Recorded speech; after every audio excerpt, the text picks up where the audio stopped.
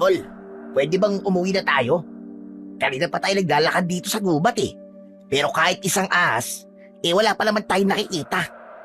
Bakit kasi gabi mo pa naisip na manghuli ng ahas eh? Pambihira ka talaga, oo. Malamang, tulog na lahat ng ahas.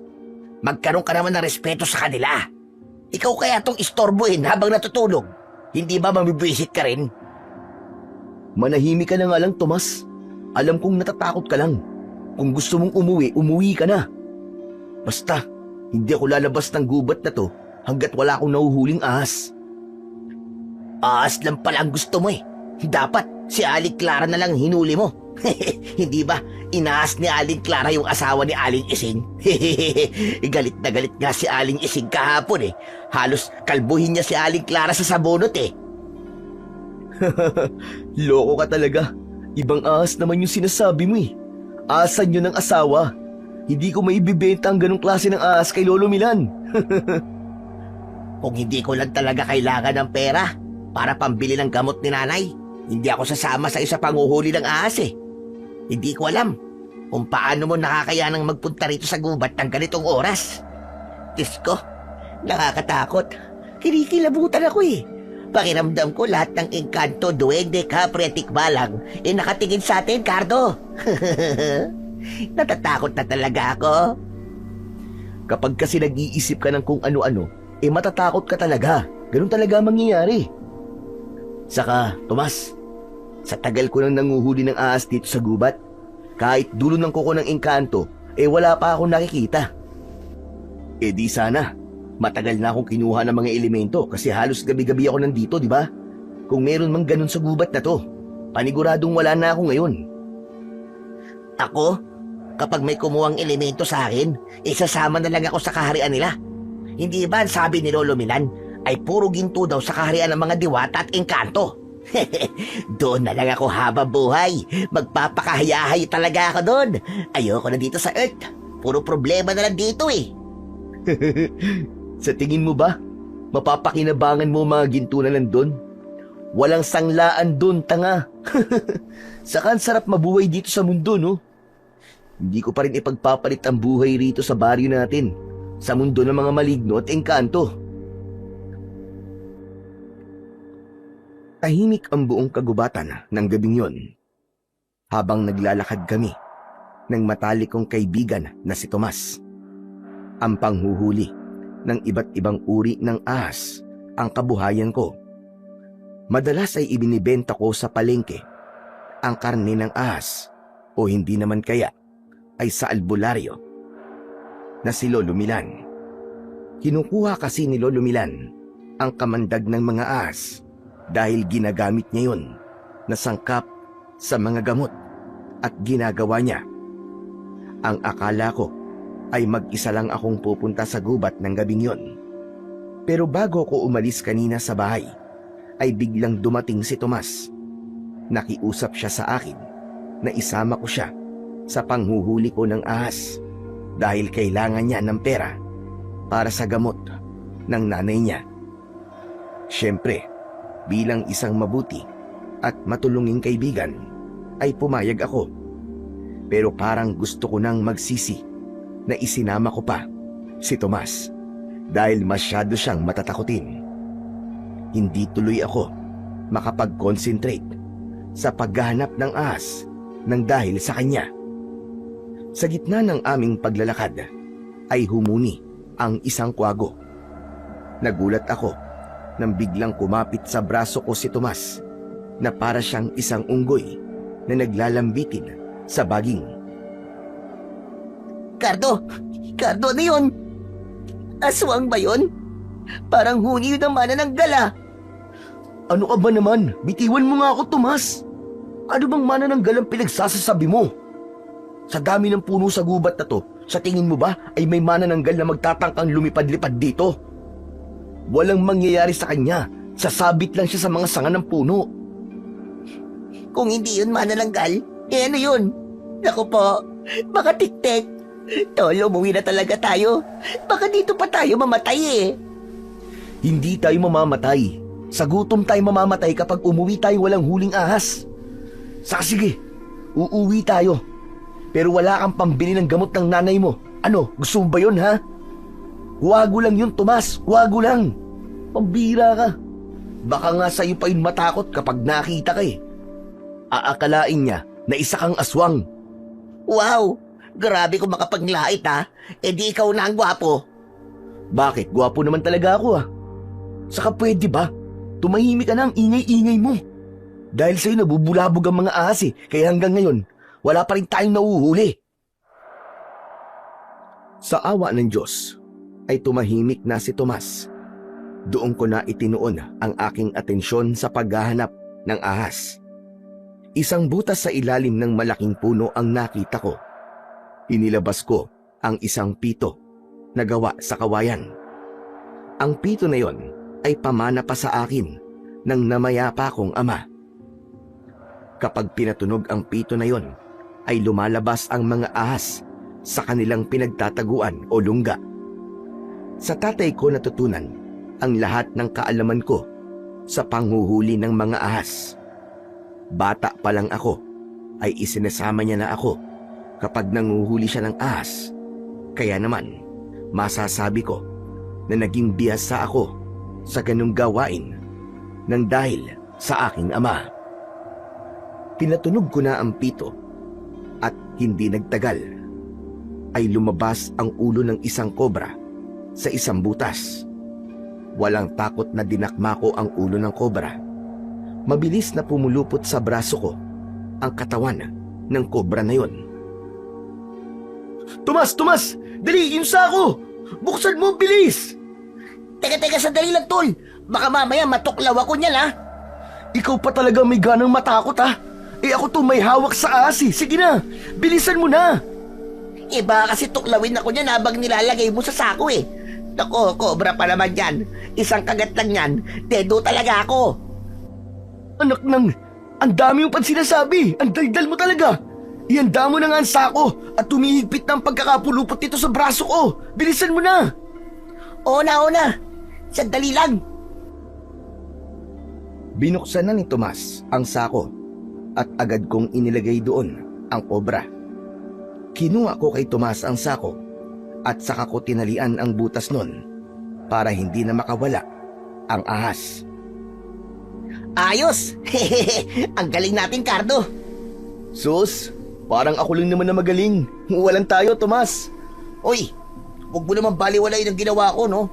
Ang hirap kayang hawakan yung sako, tapos may inilalagay kang makamandag na kobra. Oo na. Ang dami mo naman kagad sinasabi. Umalis na tayo dito para maging pera na to.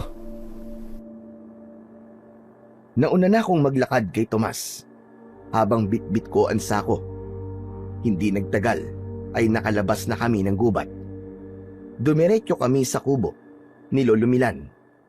Ako ang kumatok sa pinto at hindi nagtagal ay bumukas yun. Bumungad sa amin ang isang matandang lalaki na medyo may kaliitan at puro puti na ang buhok. Pupungas-pungas siya habang kinukusot ang isang mata. Magandang gabi po, Lolo Milan. Anong magandang gabi? Ha? Hindi mo ba alam na madaling araw na? Ha? Ay, ganun po ba? E di magandang madaling araw po pala. Ano't nangaabala ka nang natutulog ng ganitong oras? May ibibenta po kasi ako sa inyong kobre. Bagong huli po namin to sa gubat ni Tomas. Ang panagsimulang manghuli ng ahas niyang si Tomas, eh hindi ba takot yan sa bulate? Grabe naman po kayo sa akin, Lolo Milan. Minsan, hindi ko rin talaga gusto tabas ng dila nyo, no? Uy, tumigil ka na nga. Mamaya hindi pa bilhin tong kobra na to eh. Nagsasabi lang naman ako ng totoo, kaya huwag kang masaktan, Tomas. Tsaka di ba ang sabi ko, kapag madaling araw na, ay sa umaga mo na ako dalhan dito ng ahas. Mangyaring kailangan na po kasi talaga ng pera nitong si Tomas eh. Kaya nga po kahit takot siya sa bulate, sumama siya sa akin sa panguhuli po ng ahas sa gubat. Mukhang malaki ang pangangailangan nitong si Tomas para sumama sa iyo sa gubat. Wala na po kasing gamot si nanay. Kailangan ko na po agad makabili bukas ng umaga. Aba, bakit kasi ayaw mong ipagamot ang nanay mo sa akin? Malay mo, mapagaling ko siya. Mas gusto po kasi ni nanay sa doktor magpagamot eh. Wala naman po akong magagawa kung yun po ang gusto niya. O siya, sige na. Akin na nga yung ahas. Anong ahas nga pala yan? Cobra po ito, Lolo Milan. Medyo mahaba. Siguro po kalahating dipa ko po.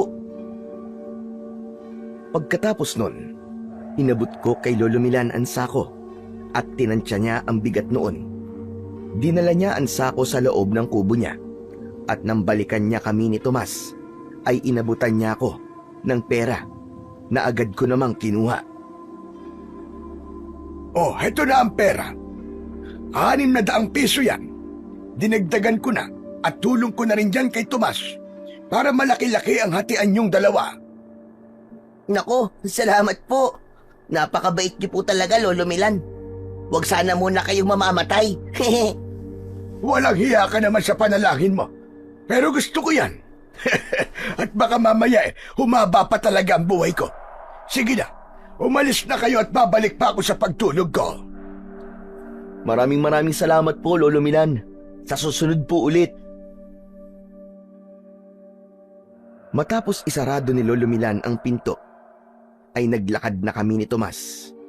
Sandali kaming huminto at inabot ko sa kanya ang parte niya sa napagbentahan namin. Bakit 400 ito, Tol? Hindi ba dapat 300 lang kasi hati tayo? Ayos na yan. Mas kailangan mo ng pera ngayon kaysa sa akin. Baka kasi sa gamot lang mapunta ang kinita mo ngayon kung 300 lang ang ibibigay ko sa'yo. Hanep, yan ang kaibigan ko. Napakabait mo talaga, Tol. Pero ayos na nga sa akin kahit 200 lang eh. Ikaw naman talagang nakahuli ng kobre. Ang ginawa ko lang naman ay ang buksan yung sako. Di akin na yung 200. Ayos na pala sa'yo ang 200 lang eh. Kukunin ko na sana ang pera kay Tomas, pero mabilis niya yung inilayo sa akin. Uy! Yung joke lang naman yun. Ikaw naman, di ka na mabiro. Oo. Basta maraming salamat, Tol, ha. Napakabuti mo talagang kaibigan. Kita mo na? Ang dami mo pang sinabi. Ayaw mo naman palang bawasan ko yung pera mo. O basta, Tol, ibili mo yan ng gamot ng nanay mo, ha? Oo naman. Mamayang umaga bibili na kagad ako ng gamot ni nanay doon sa bayan. O paano, Tol? Uwi na ako. Umuwi ka na rin, ha? Para makapagpahinga na tayo. Tol, maraming salamat ulit. The best ka. Tinapik ni Tomas ang balikat ko bago siya naglakad pauwi sa bahay nila. Napangiti ako habang sinusundan ng tingin ang papalayong si Tomas. Kahit mas malaki ang parte ni Tomas sa kinita namin, ay magaan ang kalooban ko. Masaya ako na nakatulong ako sa aking kaibigan. Alam ko kasi na mas kailangan ni Tomas ang pera kaysa sa akin. Hindi nagtagal ay naglakad na ako pauwi. Nasa dulong bahagi ng aming baryo ang bahay ko. Pagpasok ko roon ay sumalubong sa akin ang nakakabinging katahimikan. May lungkot na bumalot sa akin nang pumasok sa utak ko na wala nang sumasalubong sa akin sa tuwing umuuwi ako sa aking tahanan. Halos 2 taon na ang nakakalipas simula nang namatay ang tatay ko. Namatay siya sa gubat kung saan ako nanguhuli ng ahas.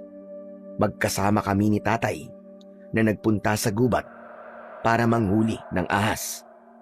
Gabi nang mangyari yun, nagdesisyon si tatay na maghiwalay kami. Hanggang sa buong gabi kong hindi nakita ang tatay ko. Akala ko ay naligaw lang siya, pero kinaumagahan ay natagpuan ko ang bangkay niya. Wakwak ang tiyan niya at puno siya ng kalmot at kagat. Kaya iniisip namin na inatake siya ng mababangis na hayop. Napakasakit para sa akin ng pangyayaring yon, lalo na't si tatay na lang ang kasama ko sa buhay. Sa unang taon ng pagkamatay niya ay nawalan ako ng ganang mabuhay. Pero napagtanto ko na hindi matutuwa si tatay kung ganun ang gagawin ko. Kaya nilakasan ko ang aking loob na ituloy ang buhay ko. Nang sumunod na gabi, habang naghahanda ako sa panghuhuli ng ahas sa gubat, ay muling dumating si Tomas. Aniya ay sasama ulit siya sa akin. Gusto na kasi niyang matutong manghuli ng ahas para mapagkakitaan din niya. Pumayag ako kahit maaaring maagawan ako ni Tomas ng trabaho. Para sa akin ay malaking bagay na matutulungan ko siya, lalo na't alam ko naman na kailangan ni Tomas ng pera para sa gamot ng nanay niya. Hanggang naglalakad kami sa gubat, ay sinabi ko kay Tomas ang mga dapat niyang malaman sa panghuhuli ng ahas. Salamat talaga, tol ha. Akala ko talaga hindi ka papayag na turuan ako ng trabaho mo na to eh. Wala yun. Ang mahalaga ay magtulungan tayo kasi magkaibigan tayo eh. Basta pag-igihan mo ito kung seryoso ka talaga. Saka hindi pwedeng mahina ang loob mo. Kapag nakakita ka ng ahas, huwag mo nang pakawalan, hulihin mo kaagad. Huwag kang matakot sa kamandag kasi nandiyan naman si Lolo Milan eh. Marami siyang gamot sa kamandag ng kahit na anong ahas. Tandaan mo, kapag nakagat ka ng ahas, ay tandaan mong mabuti ang itsura niya para nang sa ganun mabigyan ka ni Lolo Milan ng tamang pangontra sa kamandag. Nagpatuloy kami sa paghahanap ng ahas sa gubat.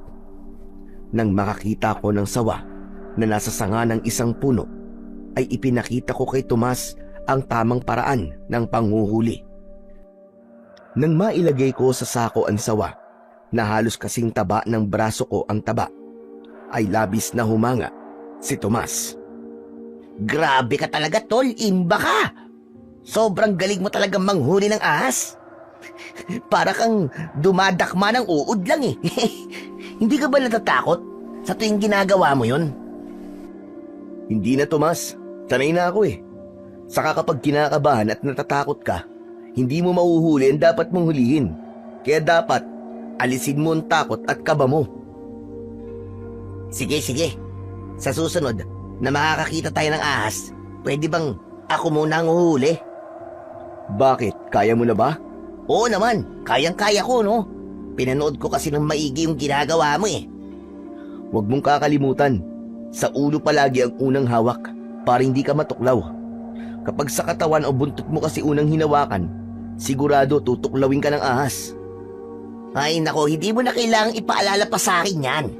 Ipapakita ko sa'yo kung gaano ko kabilis matuto.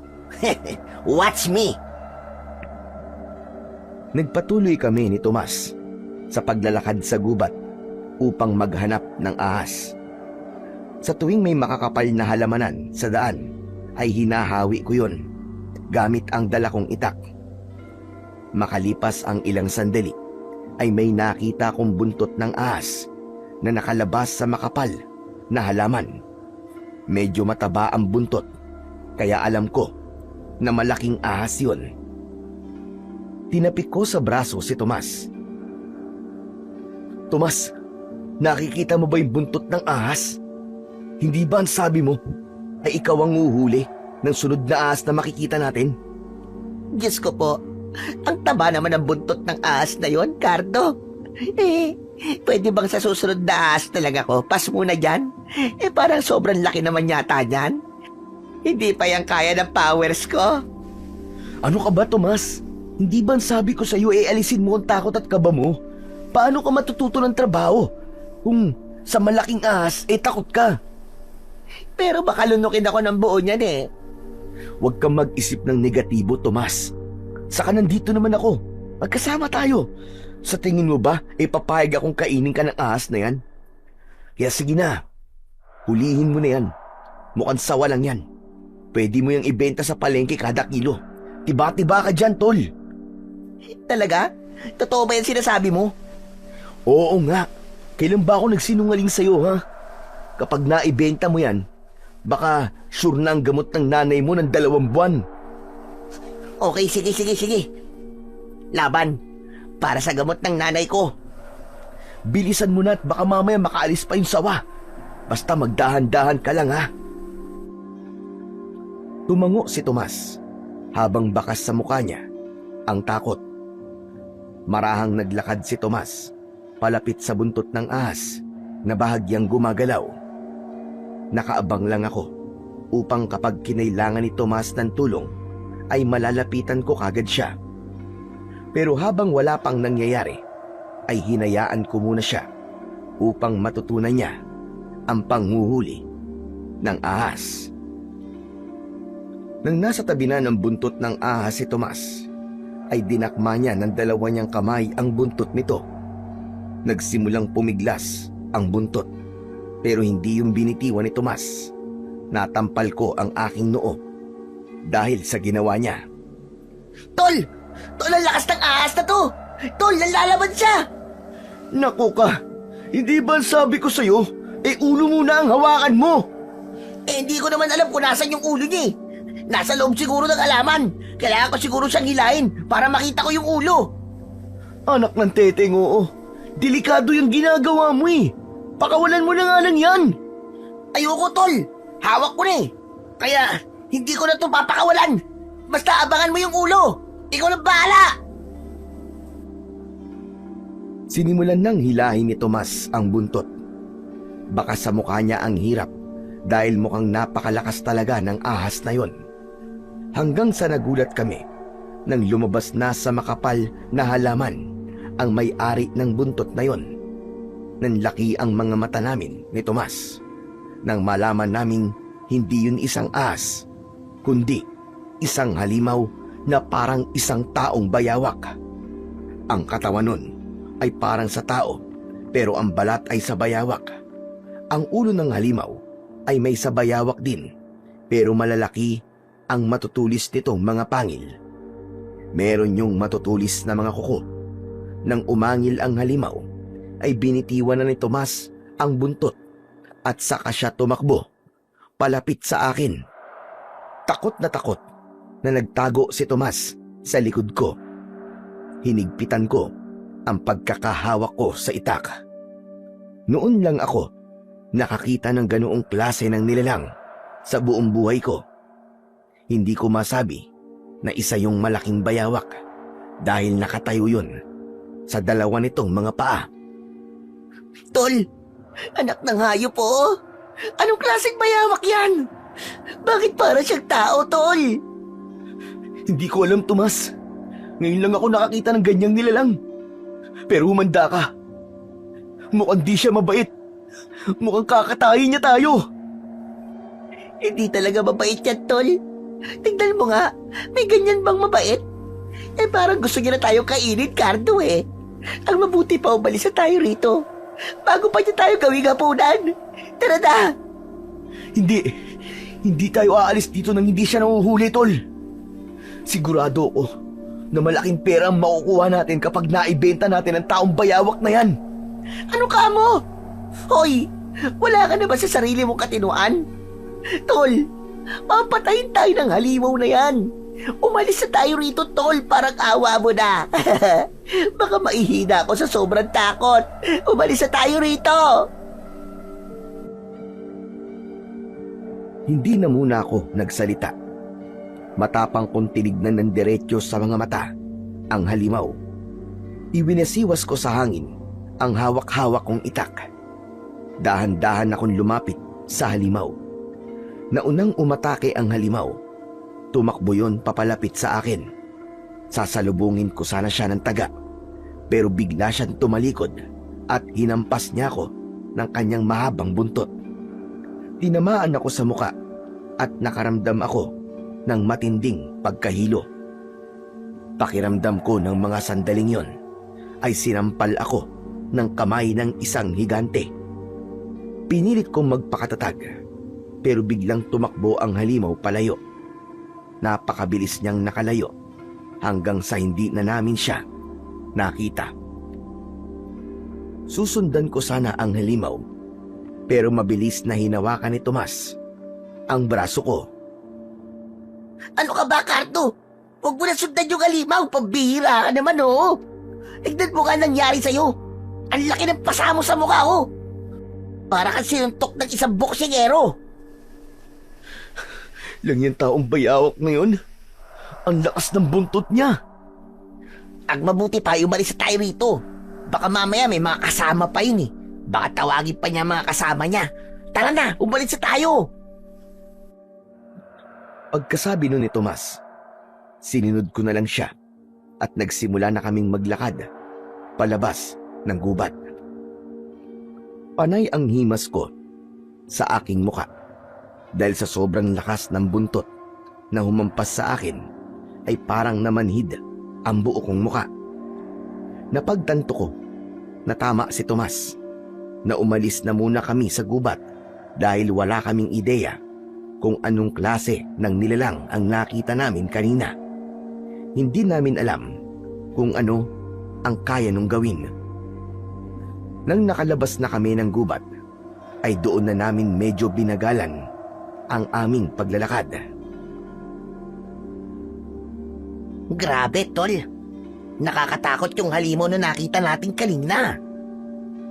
Kahit yata matulog ako, ay makikita ko sa utak ko yung itsura niya eh. Nagtataka lang talaga ako, tol, kung ano bang klaseng halimaw yun.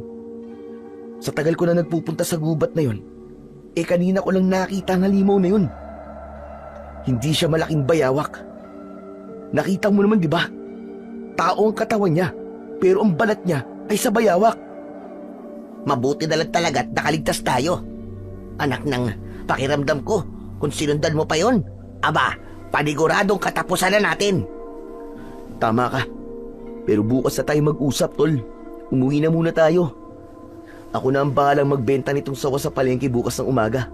Dadaan na lang ako sa bahay nyo para ibigay ang parte mo. Ayos? Naku, hindi mo na ako kailangan bigyan ng parte, Chong. Ikaw na lang naman ang nakahuli dyan eh. Parang masyado na akong abusado niyan. Kahit na. Kailangan pa rin kitang bigyan kahit papano. Kasi sinamahan mo naman ako eh. Okay, sige. Ikaw ang bahala. O paano, uwi na ako ah. Mag-iingat ka, tol. Naghiwalay na kami ni Tomas. At nang makarating na ako sa bahay, ay siniguro ko muna na hindi makakawala ang nahuli naming ahas ni Tomas. Nang nakahiga na ako sa papag, ay nasa isip ko pa rin yung nakakatakot na halimaw na nakita namin sa gubat. Patuloy kong inisip kung anong klase ng nilalang ang halimaw na yun. Kinabukasan ng umaga, pagkagising ko, ay naghilamos lang ako at dinala ko na sa palengke ang ahas. Meron na akong mga suki na bumibili roon ng ahas, kaya mabilis ko yung naibenta. Bago ako umuwi, ay dumaan muna ako sa bahay ni na Tomas para ibigay ang parte niya sa kinita namin. Matapos magpasalamat ni Tomas, ay umalis na rin ako para magpunta sa panaderya. Habang naglalakad papunta sa panaderya, ay nakasalubong ko si Lolo Milan na may dalang isang supot ng pandesal. Aba, mukhang napatrobol ka. Kanino ka nakipag-boxing at ang laki ng pasa mo sa muka? Hindi po ako nakipag-away, Lolo Milan. Dahil po to kagabi. Aba, bakit? Ano ba nangyari kagabi? Hindi ko na lang po ikikwento sa inyo at baka hindi naman po kayo maniwala. Bakit hindi mo muna subukang ikwento sa akin? At para malaman mo kung maniniwala ba ako o hindi. Nagkaroon muna ako ng pag-aalinlangan na sabihin kay Lolo Milan ang dahilan kung bakit meron akong pasa sa muka. Hindi kasi ako sigurado kung maniniwala siya at baka pagtawanan niya lang ako. Pero naisip ko na alam ko ang katotohanan at wala akong dapat na ikahiya kung totoo naman ang mga sasabihin ko. Nasa gubat po kami kagabi ni Tomas. Alam niyo na po, nanguhuli po kami ng ahas. Tapos, Lolo Milan, may nakita po kaming napakalaking buntot na nakalabas po sa isang makapal na halamanan. Ang akala po namin malaking sawa. Pero nung hinila po ni Tomas yung buntot at lumabas na po yung may-ari ng buntot, hindi po pala yun ahas. Hindi ko po alam kung anong klase siyang nilalang. Basta para po siyang taong bayawak. Malaki po siya. Yung balat po niya katulad po ng sa bayawak. Pati mukha niya ay parang bayawak po. Pero ang katawan niya ay kagaya po sa ating mga tao. Abwak! Abwak ang nilalang na nakita niyo, Tomas. Ano po? Abwak? Oo, tama ka. Abwak. At huwag kang mag-alala dahil naniniwala ako sa sinabi mo sa akin. Naku, maraming salamat po, Lolo Milan. At naniniwala po kayo sa akin. Pero, ano po ba ang abwak? Ngayon ko lang po narinig na may ganyan pong nilalang ah. Ang abwak ay isang uri ng aswang, Cardo. Sila ay mayahalin tulad sa isang malalaking butiki na parang bayawak nga. Kumakain sila ng tao at madalas ay naghuhukay sila sa lupa at doon sila nagtatago para mag-abang ng kanilang bibiktimahin. Maswerte kayo at nakaligtas kayo ni Tomas sa abwak na nakita nyo. Diyos ko, hindi ko po akalain na isang aswang pong nakita namin na yun ni Tomas. Ang akala ko po isa yung halimaw o kung anong hayop sa gubat. Ang pagkakaalam ko po kasi sa mga aswang yung mga lumilipad tapos yung nambibiktima po ng mga buntis at may sakit. Alam mo, Cardo, maraming klase ang mga aswang. Kung iisa-isahin ko silang lahat, ay baka abutin tayo rito ng siyam-siyam. Alam kong maaaring maging masakit para sa'yo ang sasabihin ko. Pero noon pa man, ay may hinala na ako na isang aswang ang pumatay sa ama mo. Ayoko nga lang magsalita noon dahil alam kong hindi naniniwala sa aswang ang karamihan sa mga tao dito sa baryo natin. Tsaka baka isipin nila na isa akong baliw, nawawala na sa katinuan. Hindi nga lang ako makapaniwala na isang abwak pala ang aswang na naroroon sa gubat. Sandali akong natigilan sa sinabing yon ni Lolo Milan. Parang biglang bumukas ang sugat ko na matagal nang gumaling. Bumalik sa alaala ko ang itsura ng bangkay ng tatay ko nang nakita ko siya sa loob ng gubat. Nanginig ang katawan ko at nangilid ang aking luha. Cardo, pasensya ka na sa sinabi ko. Kalimutan mo na labang yon. Hindi rin naman ako sigurado sa bagay na yon dahil pwede ring mabangis na hayop talaga ang dahilan ng pagkasawi ng tatay mo. Hindi ko intensyon na gawin kang malungkot ngayong araw. Pero may punto po ang sinabi niyo Maaaring noon pa man ay may adbok na sa gubat at hindi natin yun alam. Malaki talaga ang posibilidad na abwak po ang pumatay kay tatay. Grabe sa itsura po ng halimaw na yon. Hindi malabong kayang-kaya niyang pumatay ng isang tao sa napakabrutal na paraan.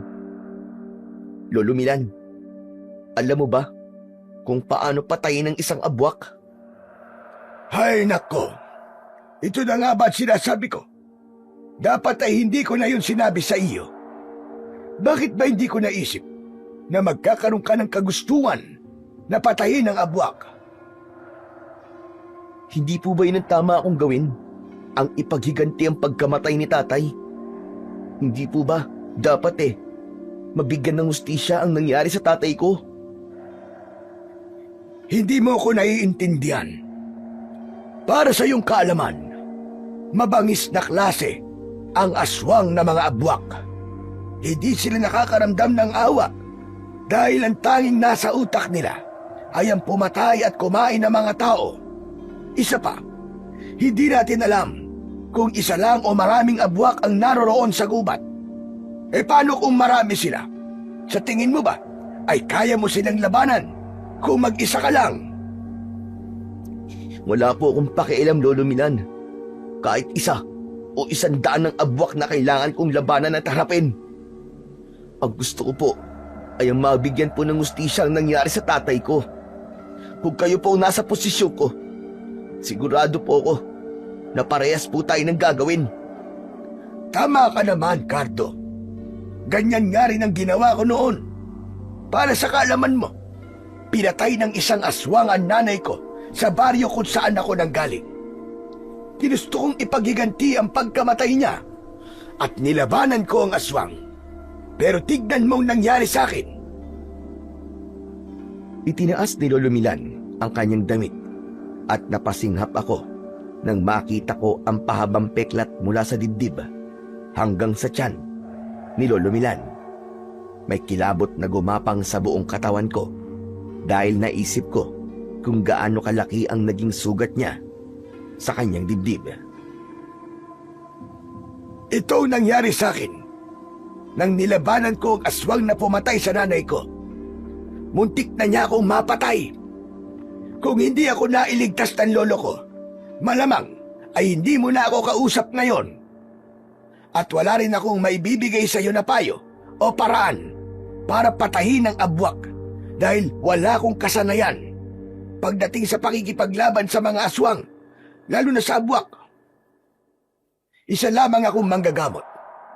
Kaya kung ayaw mo matulad sa nangyari sa akin, ay huwag mo nang subukang labanan ang mga abwak. Matapos yung sabihin ni Lolo Milan, ay iniwanan niya na ako. Nanatili ako sa aking kinatatayuan kahit mag-isa na lang ako roon. Hindi ako makapaniwala na namatayan din pala si Lolo Milan ng mahal sa buhay nang dahil sa isang aswang. Nang sandaling yon ay nagkaroon ako ng pagdadalawang isip kung dapat ko bang harapin at patayin yung abwak sa gubat o hayaan ko na lamang ang Diyos na magbigay ng parusa sa lahat ng abwak. Pagkabili ko ng tinapay sa panaderya, ay umuwi na ako sa bahay. Nakita ko si Tomas na nasa labas at halatang hinihintay ako. Uy, tamang-tama pala punta ko rito. Ayos. Mag-aalmusal ka pa lang. Hindi pa kasi ako nag-aalmusal eh.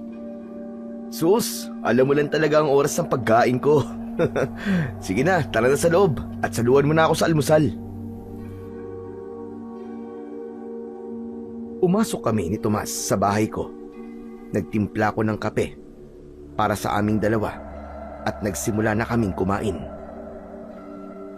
Ano palang naisip mo at nagpunta ka rito? Eh, hindi na kasi ako makapaghintay na makausap ka tungkol dun sa halimaw na nakita natin sa gubat eh. Alam mo ba, napanaginipan ko pa ang hinayupak na yon. Ano kayang nilalang yun, no? Isa yung abwak. Isang uri ng mabangis na aswang. Nakausap ko kasi kanina si Lolo Milan at naikwento ko sa kanya yung nakita nating halimaw sa gubat. Siya ang nagsabi sa akin na abwak ang nilalang na yun. Ano? Ibig sabihin, may aswang doon sa gubat? Anak nang, mabuti na lang pala at hindi mo na hinabol yung abwak na yun. Magpasalamat ka kasi pinigilan kita kasi kung hindi, malamang kinain ka na nun. Kaya utang mo sa akin ang buhay mo ngayon, tol. Dapat nga eh. Hindi na ako nakinig sa iyo eh. Dapat ay hinabol ko yung abwak at pinatay ko siya. Ang tapang mo naman masyado niyan. Hindi ka ba natatakot sa aswang na yun, tol? Hindi. Hindi ako natatakot sa kanya, Tomas. Gusto ko talaga siyang patayin. Gusto kong iparamdam sa kanya ang sakit na ipinaramdam niya sa tatay ko. Ha? Teka. Ano ba yung sinasabi mo? Ang sabi ni Lolo Milan, maaaring ang abwak ang pumatay sa tatay ko. Hala? Oo nga, no? Sa tingin ko, abwak lang ang kayang pumatay sa ganung paraan. Grabe. Ang tagal na nating nakatira dito, pero ngayon lang natin nalaman na may aswang pala sa gubat na yon. Kaya nga gusto kong patayin yung abwak, Tomas. Hindi lang para maipaghiganti si tatay, kundi para maiwasan na may mabiktima pa siya. Tol, payong kapatid lang ha. Huwag mo nang ituloy ang binabalak mo at baka mapahama ka lang. Wala kang kaalaman sa pakikipaglaban sa aswang. Hindi naman sa minamaliit kita, tol. Pero mas makakabuti kung lubayan mo yung abwak. Nakita mo naman siguro ang mga ngipin at kuko nun. Parang kayang-kaya niyang punitin ang laman mo. Kinikilabutan tuloy ako eh. Saka mas maganda rin kung tumigil ka na sa panguhuli ng ahas sa gubat. Maghanap ka na lang ng ibang trabaho. Ang totoo niyan eh. Bukas nga, mag-a-apply ako ng trabaho doon sa bayan. Sumama ka na lang kaya sa akin. Ayoko, Tomas. Hindi ko pwedeng palampasin ang pagkakataon na mabibigyan ko na ng hustisya ang nangyari sa tatay ko. Gagawin ko ang lahat para mapatay ang abwak na yun. At kung hindi siya nag-iisa at marami sila, uubusin ko silang lahat, Tol, para masiguro ko na mapapatay ko kung sino man ang abwak na pumatay kay tatay. Naiintindihan naman kita, Tol, kung bakit gusto mong gawin yan. Pero isipin mo rin naman ang pwede mangyari sa'yo. Huwag ka magpadala sa galit mo, Tol. Kasi yan ang magpapahamak sa'yo. Wala akong pakialam kahit mapahamak pa ako. Ang gusto ko lang ay maipaghiganti ang tatay ko. Oo nga, nandun na nga tayo. Pero hindi mo alam kung gaano kalakas ang abwak at kung gaano sila kadelikado, Tol. Tsaka hindi ka pusa. Isa lang ang buhay mo. Kaya wag mong sayangin. Wala akong pakialam sa kung anong mangyayari sa akin. Kahit mamatay ako, ay wala akong pakialam. Mas gugustuhin ko pang mamatay kesa mabuhay na nagsisisi dahil hindi ko sinubukang ipaghiganti ang pagkamatay ng tatay ko. Anak ng, makinig ka naman sa akin, Tol, oh. Kahit ngayon lang.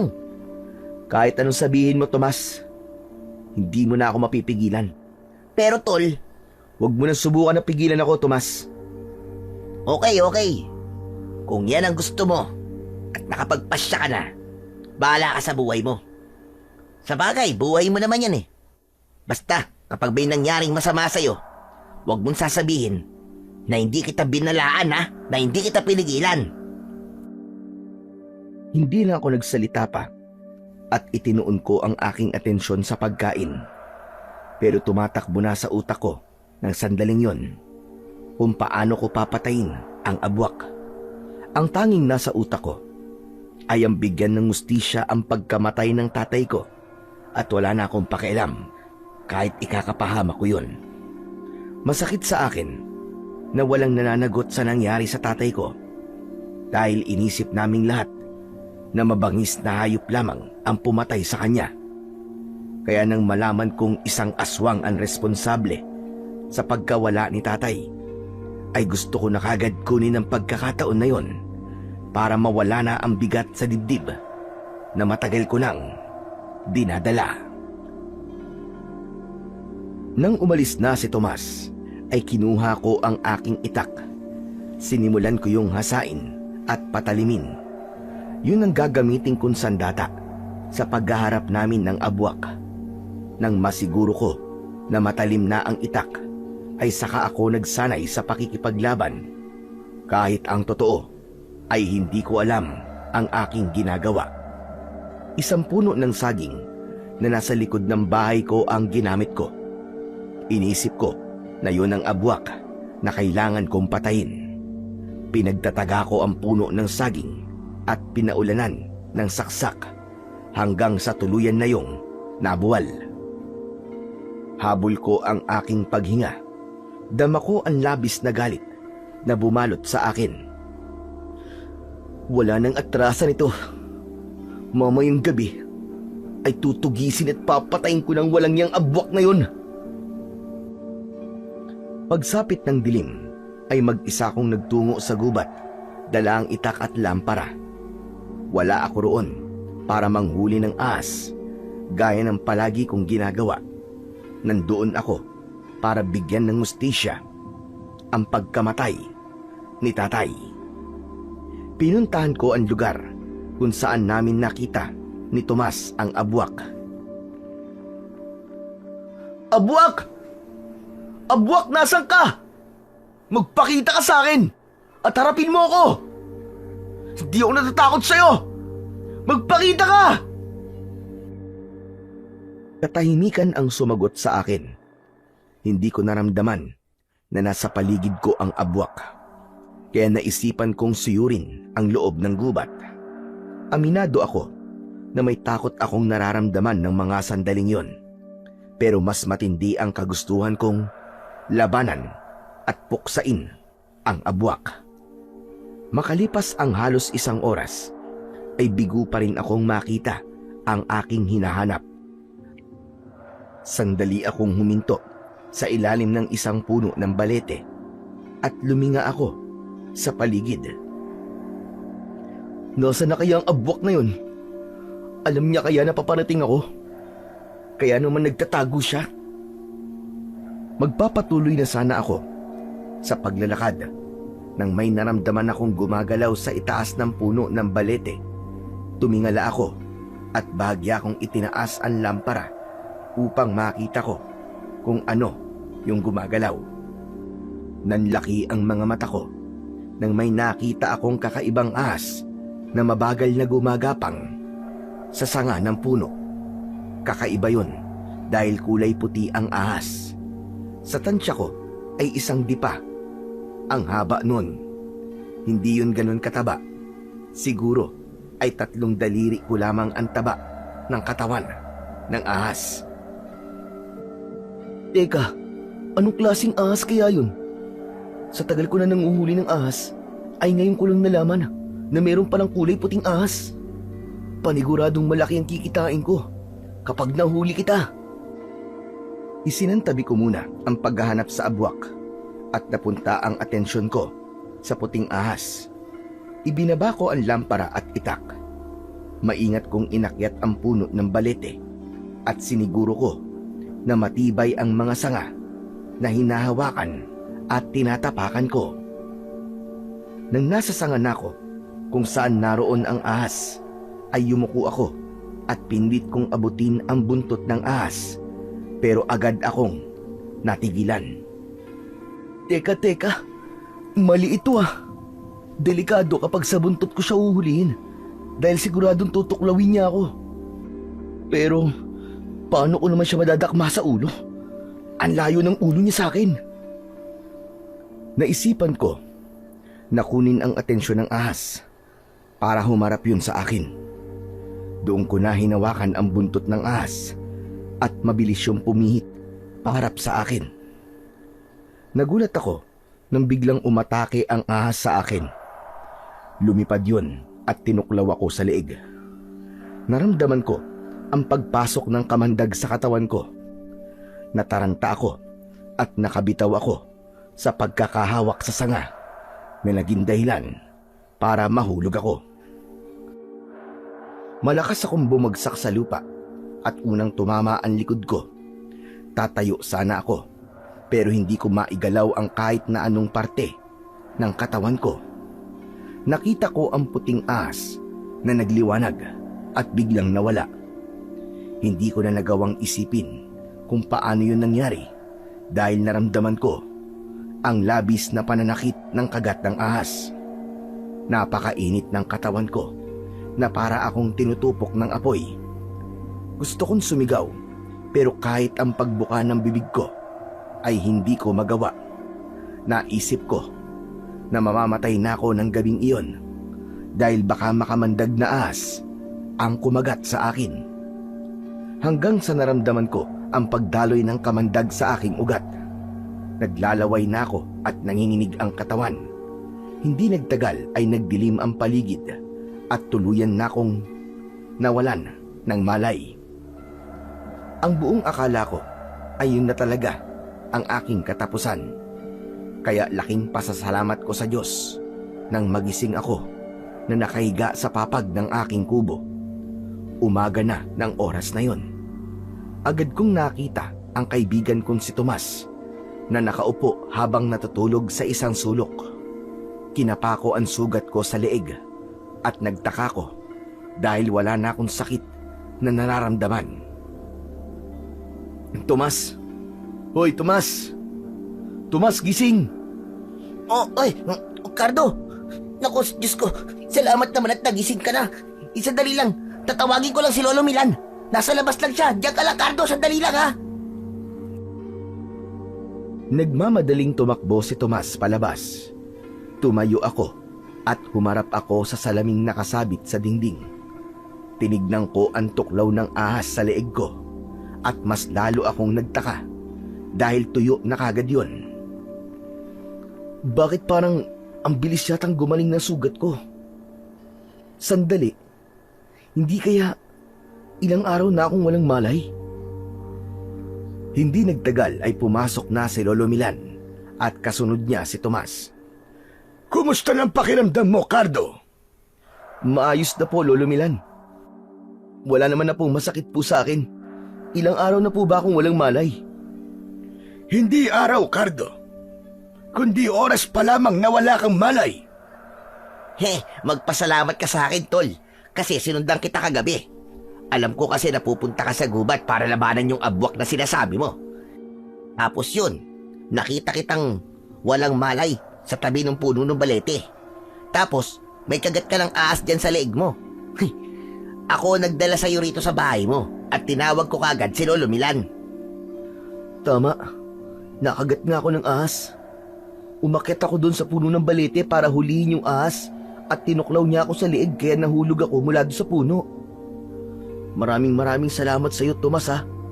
Lolo Milan, salamat din po. Ginamot niyo po ba ako? Gamit po ang mga gamot niyo? Ang ginamot ko lang sa iyo ay ang mga galos mo sa katawan. Pero kung ang tinutukoy mo ay yung tuklaw sa iyo ng ahas ay hindi pa. Hindi kasi kita pwedeng bigyan ng pangontra sa kamandag nang hindi ko alam kung anong klase ng ahas ang tumuklaw sa iyo. Isa pong puting ahas, Lolo Milan. Puting-puti po siya. At wala siyang ibang kulay kundi puti lang. Ano ka mo? Puting ahas? Wala pa yata akong nakikitang puting ahas. Pero wala ka bang nararamdamang kakaiba sa katawan mo? Wala naman po, Lolo Milan. Normal po ang lahat sa akin. Pero nung natuklaw po ako ng ahas, pakiramdam ko po, sinusunog po ang buong katawan ko. Tapos, Lolo Milan, sobrang sakit po nitong sugat ko. Pero, tignan niyo po, tuyo na po kagad ang sugat ko.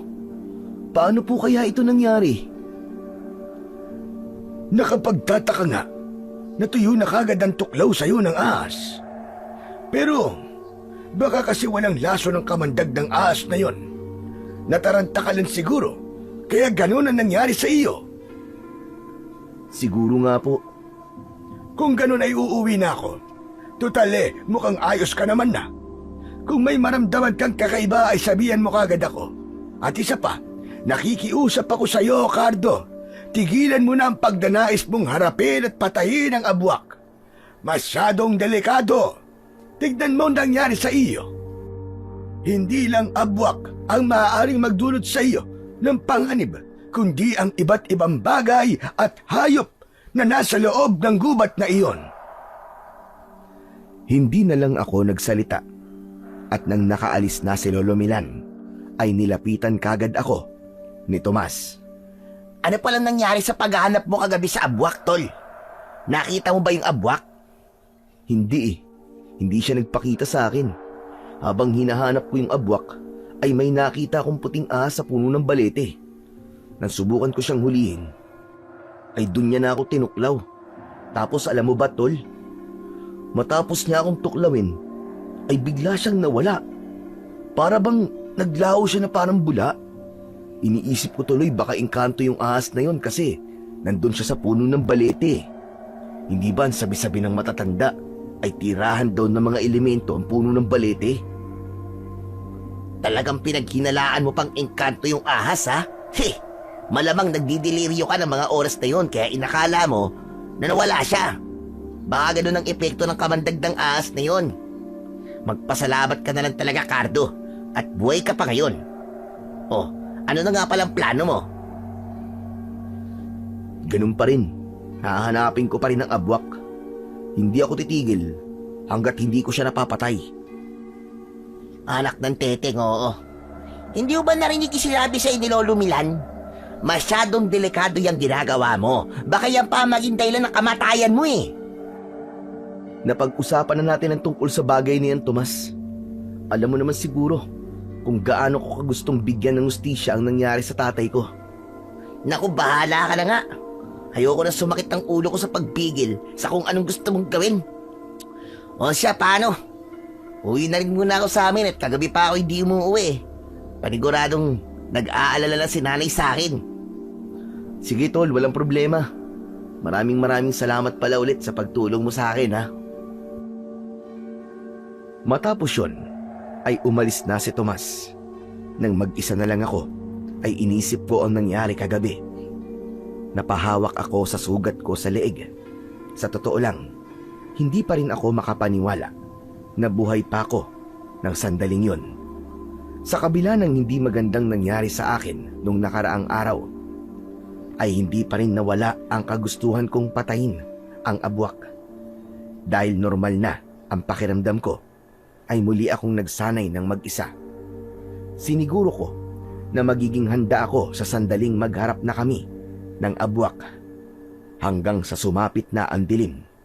Pagkatapos kong maghapunan, ay nagpahinga ako saglit at naghanda na ako sa muling pagpunta ko sa gubat para hanapin at patayin ang abwak.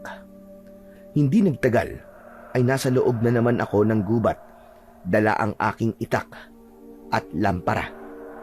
Naging maingat na ako dahil baka makita ko ulit yung puting ahas. Hindi na ako pwedeng matuklaw ng pesting ahas na yun dahil mawawala na naman ako ng malay. Kapag nangyari yun, mauunsyami na naman ang paghahanap ko sa abwak. Habang naglalakad ako, ay may napansin akong gumagalaw na anino sa aking unahan. Bigla akong kinabahan kahit wala akong ideya kung sino o ano ang nagmamay-ari ng anino na yon. Naging maingat ako sa aking paghakbang. Siniguro ko na wala akong matatapakan na kung ano na magiging dahilan para lumikha ako ng ingay.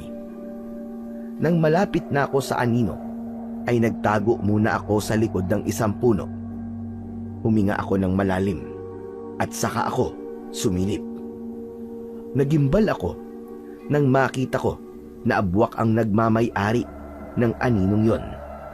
Mas lalo akong nagimbal dahil meron siyang nilalapa na isang lalaki na sa tingin ko ay wala ng buhay. Sandali akong natigilan dahil yun ang unang beses na may nakita akong taong kinakain ng isang aswang. Inisip ko na hindi ako maaaring pagharian ng takot. Kailangan kong kumilos bago pa mawala ang abwak. Kaya kahit hindi ako sigurado sa sasapitin ko sa gabing yon, ay lumabas ako sa aking pinagtataguan at walang babala kong sinugod ang abwak. Bago pa man ako makalapit sa abwak, ay nakita niya na ako. Galit na galit siyang umangil sa akin. Sinalubong niya ako habang nakaumang ang matutulis niyang mga kuko. Dahil sa wala akong kasanayan sa pakikipaglaban, ay hindi ko nagawang iwasan ang kuko ng abwak. Bumaon yun sa dibdib ko at lumikha yun ng mahabang sugat. Sandali akong lumayo sa abwak. Ramdam na ramdam ko ang hapdi ng aking sugat sa dibdib. Hindi ako natatakot sa'yo. Ikaw ang pumatay sa tatay ko. Kaya kailangan mo magbayad. Sisiguraduhin ko na mapapatay kita ngayong gabi.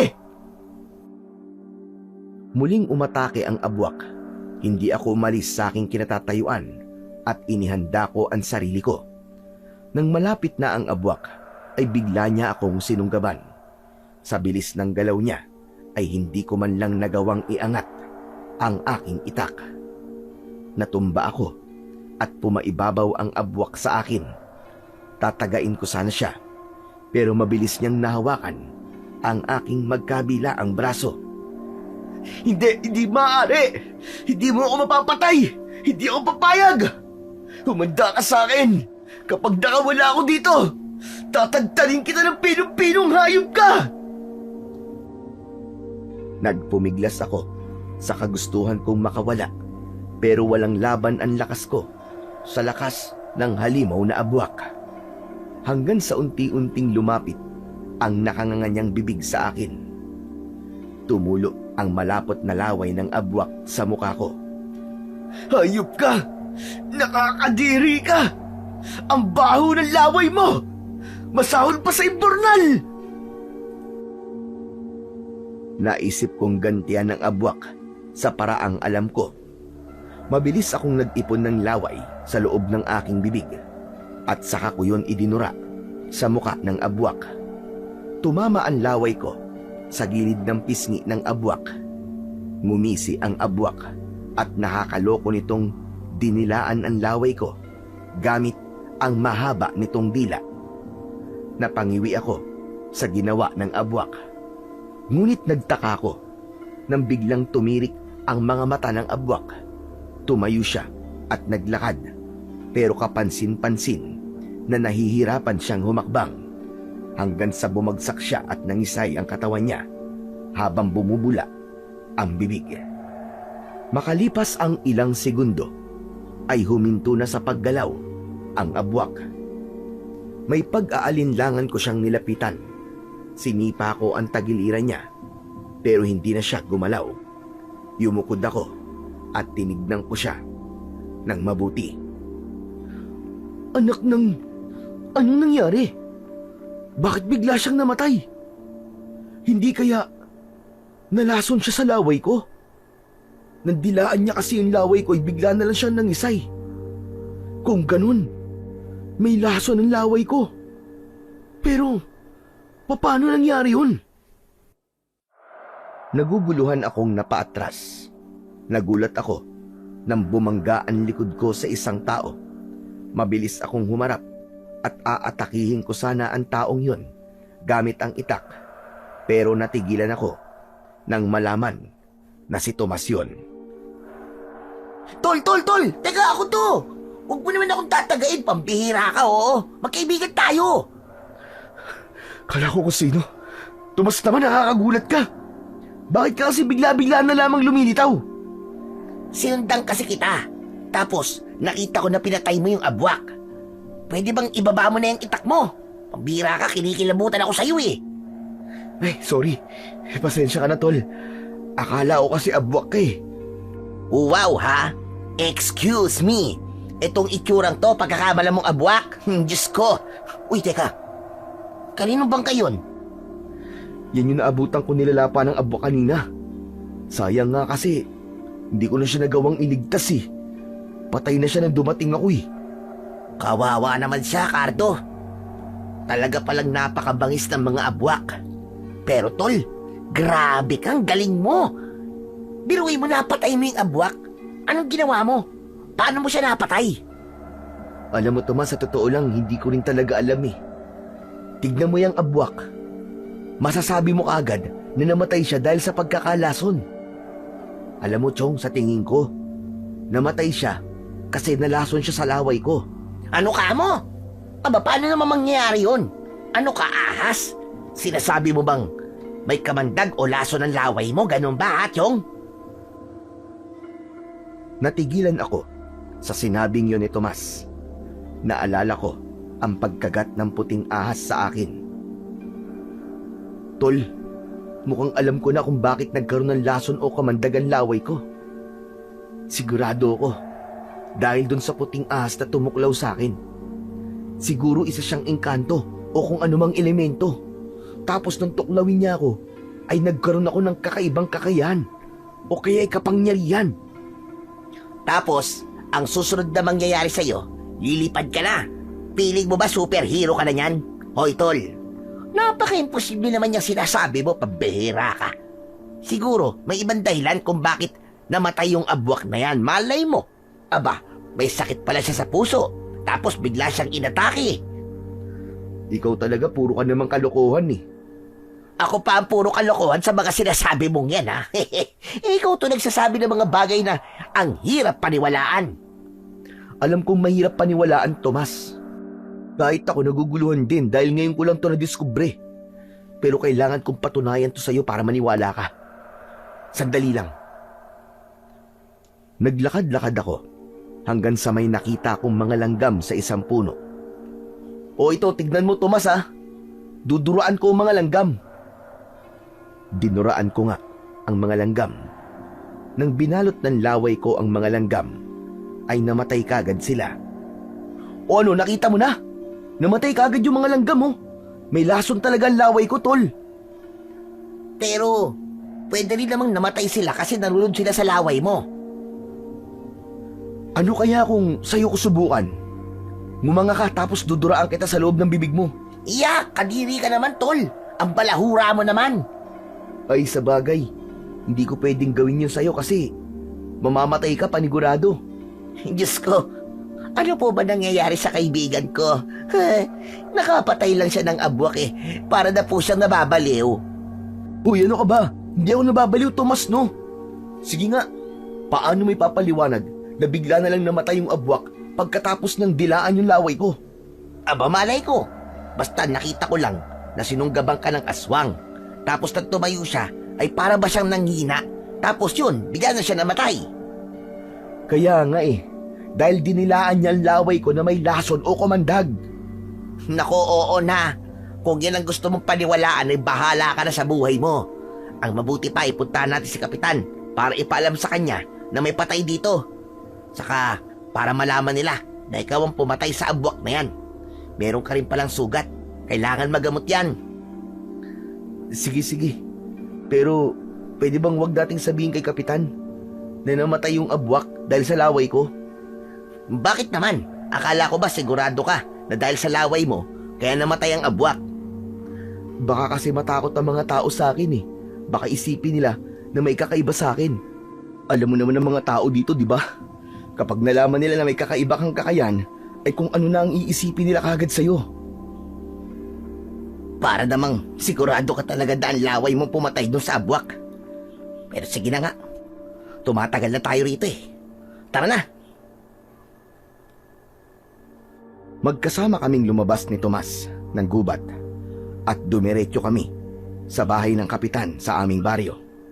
Ipinaalam namin kay kapitan ang nangyari at agad siyang nagpatawag ng mga tanod na sasama sa amin sa pagbalik sa gubat.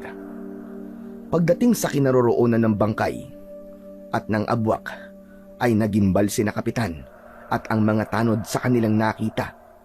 Hindi sila makapaniwala, lalo na sa abwak na walang buhay.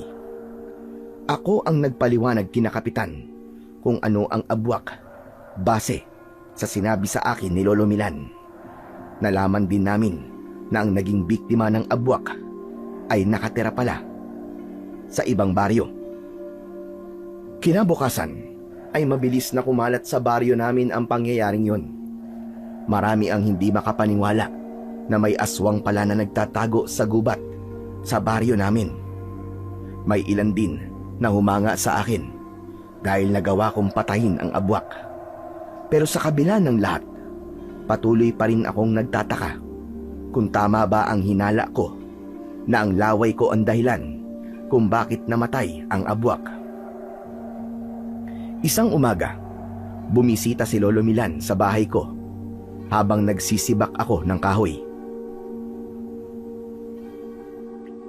Nakarating na sa akin na nakapatay ka raw ng abwak. Totoo po yun, Lolo. Napakasaya ko po kasi sa wakas ay naipaghiganti ko po ang nangyari sa tatay ko. Magaan na po ang pakiramdam ko ngayon dahil alam kong nakuha na po ni tatay ang hustisya na nararapat po para sa kanya. Masaya rin ako na nagtagumpay ka sa gusto mong mangyari, Cardo. Pasensya ka na kung pinigilan kita nung una. Nag-alala lang talaga ako sa pwedeng mangyari sa iyo. Pero pinahanga mo ko. Sa totoo lang, Cardo, hindi ko akalain na magagawa mong patayin ang abwak. Gusto ko sanang malaman kung paano mo yun nagawa.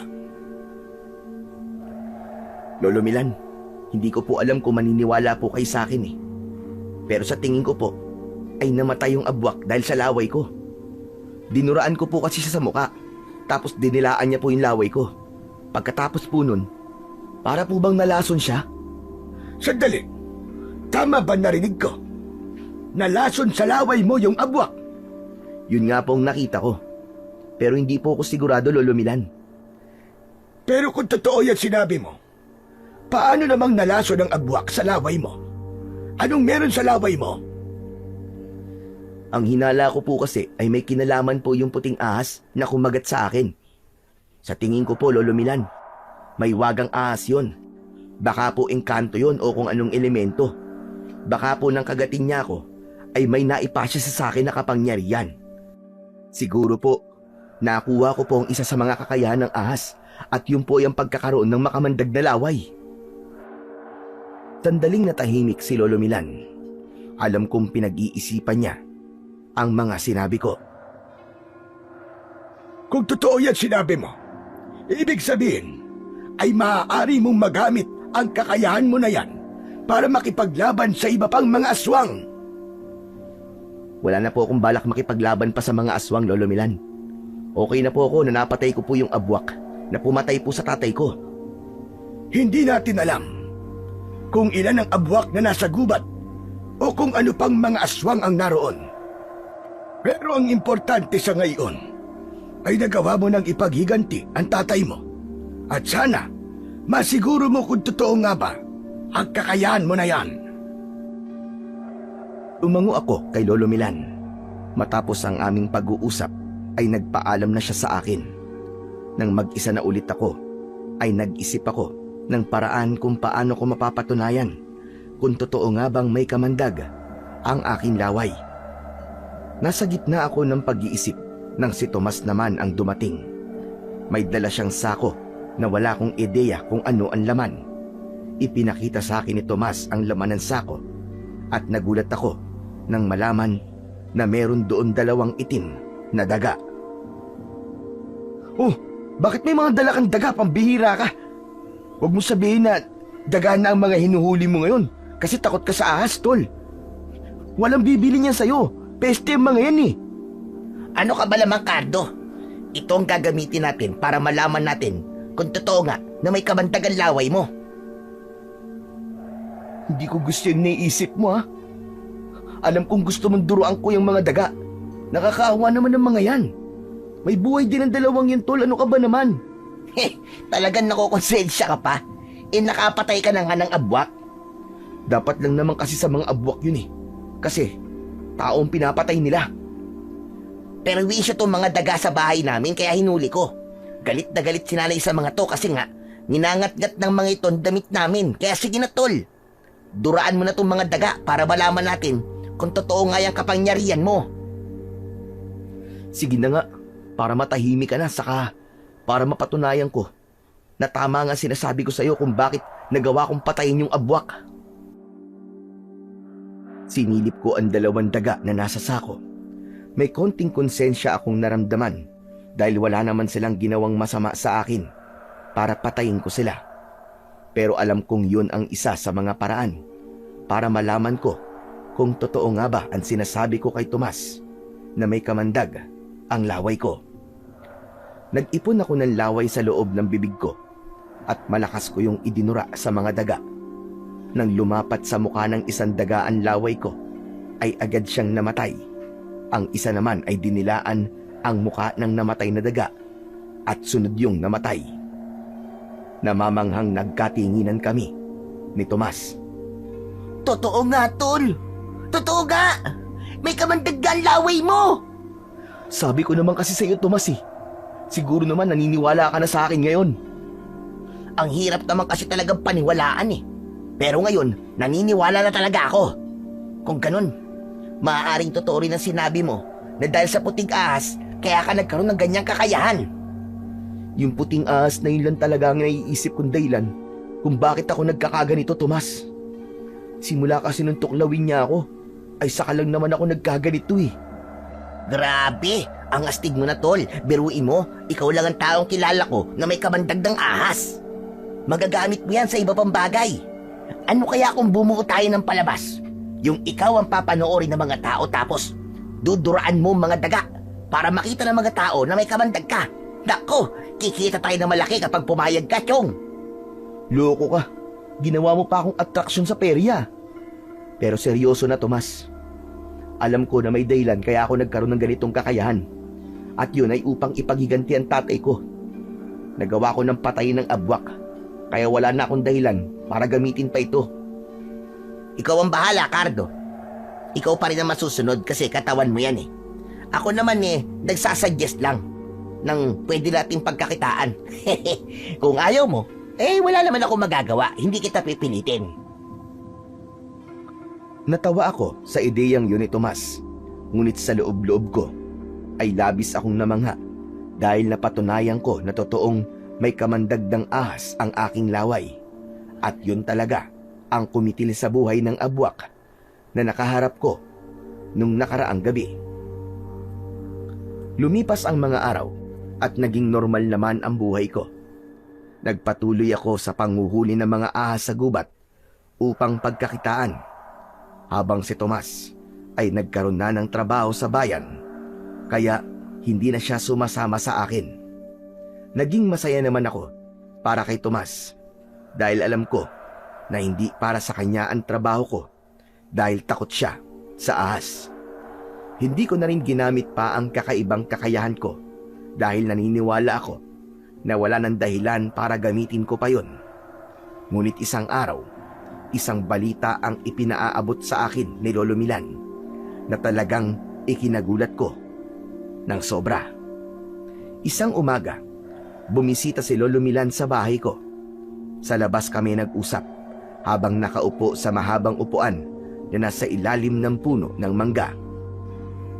Ang aga niyo naman pong pumunta rito, Lolo Milan. Parang napaka-importante po ng sasabihin niyo ah. Sa sinabi mo na yan, ay mukhang wala ka pang alam sa nangyari kahapon dito sa baryo natin. Po, ano po bang nangyari kahapon, Lolo Milan? Isang pamilya dito sa baryo natin ang pinatay. Walang nabuhay sa kanila kahit isa. Diyos ko, nakakakilabot naman po yan sinabi niyo. Sino pong pumatay sa kanila? At bakit po sila pinatay? Hindi kung sino. Sa tingin ko ay abwak ang pumatay sa pamilyang yung Cardo. Kung makikita mo lang ang bangkay nila, ay iisipin mo kagad na abwak ang may kagagawan nun.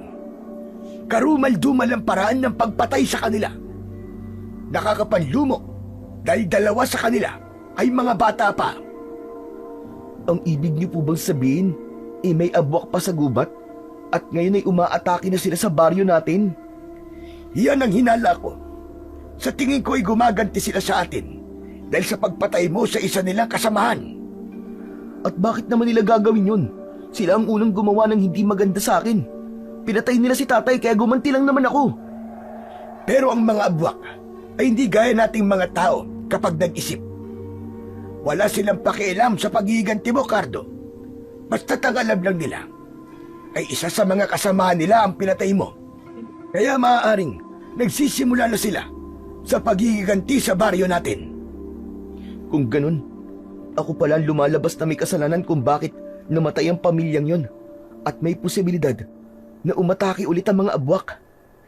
Wala kang kasalanan, Cardo. Alam kong pinatay mo ang abwak na yon para mabigyan ng katarungan ang pagpatay sa tatay mo. Ang gusto kong sabihin sa'yo ay ito na ang resulta ng ginawa mo. At dahil ikaw ang kilala ko na may kakaibang kakayahan para labanan ng mga abwak, ay gusto ko sanang labanan mo ang mga abwak, Cardo, para sa kaligtasan nating lahat, sa kaligtasan ng baryo. Tapusin mo sana ang laban na ikaw ang nagsimula. Pero baka katakutan ako ng mga tao kapag nalaman nilang may kamandagdang ahas ang laway ko, Lolo Milan. Baka isipin nila na galing sa demonyo ang kakayahan kong ito. Hindi naman siguro mangyayari yan, lalo na kung ipapakita mo sa lahat na ginagamit mo ang kakayahan na yan para protektahan sila. Sige po, huwag po kayo mag-alala dahil gagawin ko po ang lahat para labanan ng mga abwak. Ako po ang dahilan kung bakit sila umaatake dito sa baryo natin. At ako rin po ang dapat na gumawa ng solusyon sa problemang ginawa ko. Maraming salamat, Cardo. Gagawin ko rin ang lahat ng makakaya ko para tulungan ka sa laban mo. Nang sandaling yon, ay aminado ko na may takot akong naramdaman. Hindi ko kasi alam kung kaya ko bang labanan ang napakaraming abwak. Ngunit ganun pa man, alam kong isa ako sa may kakayahan na harapin ng mga abwak na maaaring magdala ng mas maraming kamatayan sa aming baryo. Inisip ko na lang na nagawa ko ng makapatay ng isang abwak at kayang-kaya ko ulit na gawin yon. Nagkasundo kami ni Lolo Milan na magbantay sa aming baryo tuwing gabi upang masiguro namin na kung sakaling may abwak na sasalakay ay agad naming mapipigilan. Kahit nakakapuyat ang ganong gawain, ay tiniis ko na lang dahil alam ko na kailangan kong masiguro ang kaligtasan ng bawat isa. Aminado rin ako na ako ang may kasalanan ng pagsalakay ng abwak sa aming baryo. Isang gabi, habang naglalakad kami ni Lolo Milan, ay sandali kaming nagpahinga sa ilalim ng isang puno na nasa tabi ng daan. Lolo, sa tingin niyo po ba meron pa pong abwak na atake? Hindi po kaya sapat na para sa mga abwak ang pagpatay nila dun sa isang pamilya bilang ganti sa pagpatay ko sa isa nilang kasamahan? At bakit mo naman nasabi, Aber? 3 gabi na po tayo nagro-ronda, pero kahit anino po ng abwak, wala naman po tayong nakikita. Hindi po kaya nagsasayang na lang po tayo ng oras at pagod dito? Sa totoo lang, apektado na po kasi ang panguhuli ko ng ahas Naaabala na po ang kabuhayan ko. Mas iisipin mo pa ang kabuhayan mo kaysa sa buhay ng mga tao. Hindi sa kinukonsensya kita, ha? Pero alam mong ikaw ang dahilan kung bakit natin to ginagawa. Magpasalamat ka na lang at sinasamahan pa kita kahit pwede namang ikaw na lang ang mag-isang gumawa nito. Pero ginagawa ko to dahil mahal ko ang baryo natin. Mababait ang mga tao rito at kahit isa ay walang nagpakita ng kasamaan sa akin. Sa bagay, tama po kayo. Pasensya na po. Naaalala ko po tuloy nung namatay si tatay at nawalan ako ng ganang mabuhay. Ilang buwan po ako nagkulong sa bahay nun. Tapos, yung mga kapitbahay ko, dinadalan po nila ako ng pagkain. Kinakausap po nila ako para masiguro nila na wala akong gagawing hindi maganda sa sarili ko. Pasensya na po talaga kayo kung nakapagsalita po ako ng ganun kanina. Naiintindihan naman kita, Cardo. Alam kong kailangan mo magtrabaho para kumita ng pera. Pero makakabalik ka rin naman sa dati mong buhay. Sa sandaling masiguro nating ligtas na ang ating baryo mula sa mga pesteng abwak. Sa totoo lang, nakukonsensya po ako sa ginawa kong pag-iiganti. Hindi ko po akalain na ang kagustuhan kong bigyan ng katarungan ng kamatayan ni tatay ay buhay naman ng isang pamilya magiging kapalit. Kaya nga kailangan mong pigilan na wag nang madagdagan ng bilang ng biktima ng mga abwak. Gawin mo ang lahat para bumalik ang kapayapaan sa ating baryo. Marahan akong tumungo sa sinabing yun ni Lolo Milan. Nagpatuloy na ulit kami sa pagroronda at makalipas ang ilang oras ay nagdesisyon na kaming umuwi. Pagkarating ko sa bahay ay agad akong nahiga at dahil sa labis na pagod at antok ay agad akong nakatulog. Kinabukasan ng umaga, matapos kong mag-almusal, ay agad akong nagsanay ng mag-isa sa pakikipaglaban sa likod ng aking bahay. Hawak ko ang matalas na itak at iniisip ko na may isang abwak akong kinakalaban. Sinanay ko rin kung paano dumura ng asintado dahil ang aking laway nga ang pinakamalakas kong panlaban sa mga aswang. Sa gitna ng aking pagsasanay ay nagulat ako nang may narinig akong pumapalakpak. Paglingon ko ay nakita ko si Tomas. Siya yung pumapalakpak habang nakangisi pa ang siraulo. Nax! Ganap na ganap ka sa pagsasanay Para saan yan, Chong?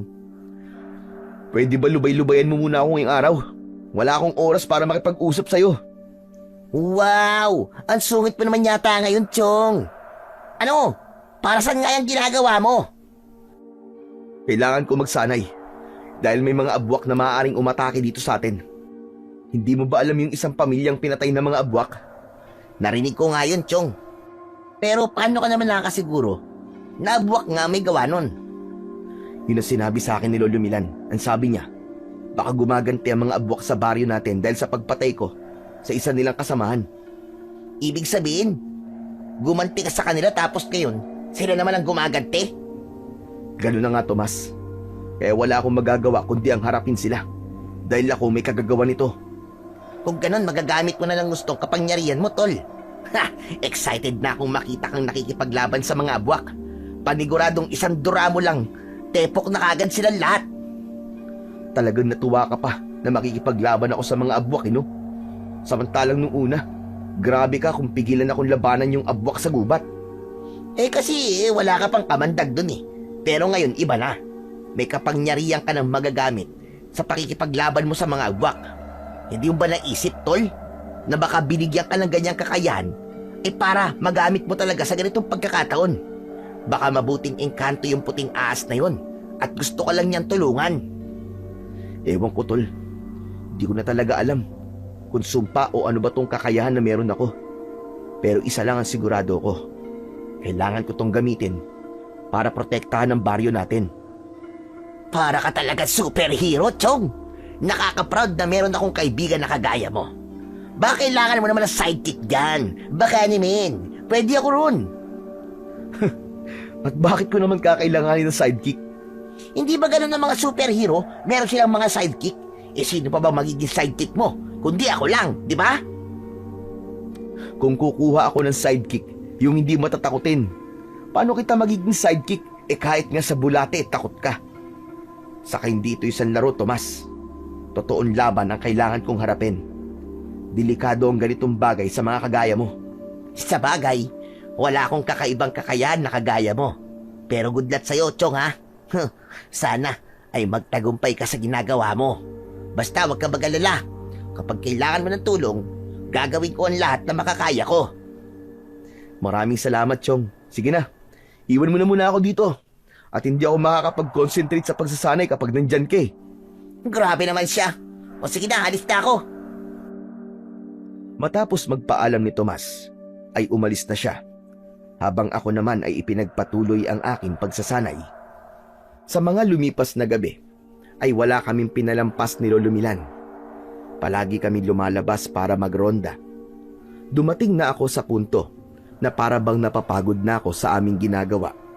At nagkaroon na ako ng pakiramdam na baka hindi na muling sasalakay ang mga abwak sa aming baryo. Ngunit sa tuwing nakikita ko ang kagustuhan ni Lolo Milan na tulungan ako, ay bumabalik ang gana ko sa ginagawa namin. Inisip ko rin na kailangan naming gawin yon upang masiguro ang kaligtasan ng mga tao sa aming lugar. Hanggang isang umaga, nabulabog ang aming baryo nang isang bangkay ng lalaki ang natagpuan sa labas ng kanyang bahay. Lahat ay nagimbal dahil sa karumal-dumal na sinapit ng lalaking yon. Baka sa mukha ng lalaki ang hirap at sakit bago yun tuluyang binawian ng buhay. Pagkakita ko sa bangkay, ay nagmamadali akong nagtungo sa kubo ni Lolo Milan. Naabutan ko siyang nasa labas habang may hawak na isang tasa ng mainit na kape. Lolo, may biniktima na naman ng mga abwak kagabi. Si Mang Nestor. Hanggang ngayon ay nasa labas pa rin ng bahay niya ang bangkay. Pero narinig ko na may mga pulis nang pupunta roon. Nakita ko na yung kanina. Nakakapanghina na isang buhay na naman ang kinuha ng mga abwak. Pero paano po yun nangyari? Nagronda naman po tayo kagabi ah. Bakit may napatay pa rin po ang mga abwak? Yan ang mahirap kapag wala tayong kaalaman sa pakikipaglaban sa mga aswang. Hindi natin alam kung paano sila umaatake at kung paano sila gumagalaw. Kasalanan ko po ito eh. Kung hindi ko na lang sana pinatay yung abwak na yun, hindi ito mangyayari sa baryo natin. Huwag mong sisihin ang sarili mo, Cardo. Wala ka na magagawa para baguhin pang nakaraan. Ang magagawa mo na lang ay itama ang iyong pagkakamali. Kaya nga tayo nagro-ronda gabi-gabi, hindi ba? Hindi po kaya kailangan na po natin ng dagdag na puwersa? Dalawa lang po tayo, Lolo eh. At parang imposible po talaga na malaman natin kung sino po ang inaatake ng mga abwak kung dalawa lang tayong kumikilos. Ops, ops, ops! Sabi ko naman kasi sa'yo eh.